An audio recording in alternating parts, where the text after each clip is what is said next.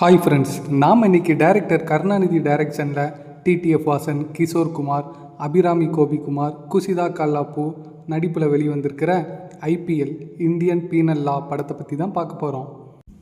படத்தில் கிஷோர் குமார், அபிராமி அவங்களுக்கு ஒரு பொண்ணு, அப்புறம் கிஷோர் குமாரோட தங்கச்சி குஷிதா 4 பேரும் ஒரு குடும்பமாக இருக்காங்க.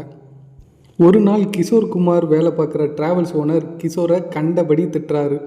இதனால வீட்டில் சோகமாக இருக்க கிஷோர்கிட்ட நடந்ததெல்லாம் தெரிஞ்சுக்கிட்ட அபிராமி தன்னோட செயினை கொடுத்து, இனிமேல் நீங்கள் வேலைக்கெல்லாம் போக வேணாம், நீங்கள் தான் ஓனர்னு சொல்லி புதுசாக ஒரு கார் வாங்கி ட்ராவல்ஸ் தொடங்குறாங்க. குடும்பம் நல்ல சந்தோஷமாக போகுது.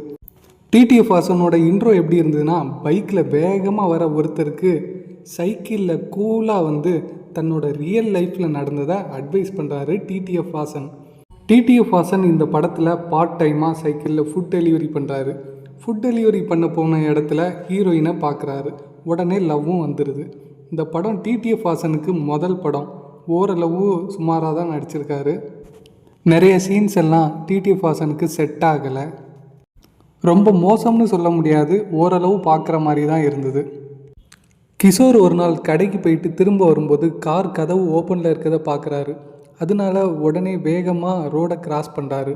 அப்போது டிடிஎஃப் வாசன் அவரை கெட்ட வார்த்தையால் திட்டுறாரு. அந்த கெட்ட வார்த்தையை கேட்டுட்டு ஸ்டன்னாகி நிற்கிறாரு கிஷோர் குமார். பின்னாடி வந்த 2 வீலர் ஒன்று கிஷோரோட காலில் ஏறிடுது. இதனால் கிஷோர் கால் ஃப்ராக்சர் ஆயிடுது. டாக்டர் அவரை 3 மாதம் வண்டி ஓட்டக்கூடாதுன்னு சொல்லிடுறாங்க. போஸ் வெங்கட் இந்த படத்தில் ஒரு இன்ஸ்பெக்டர். அவர் லஞ்சம் வாங்குறத ஒருத்தன் வீடியோ எடுக்கிறான்னு நினச்சி அவனை இழுத்துட்டு போய் ஸ்டேஷனில் அடிக்கிறாரு. அதில் அவன் இறந்துடுறான். Lockup death.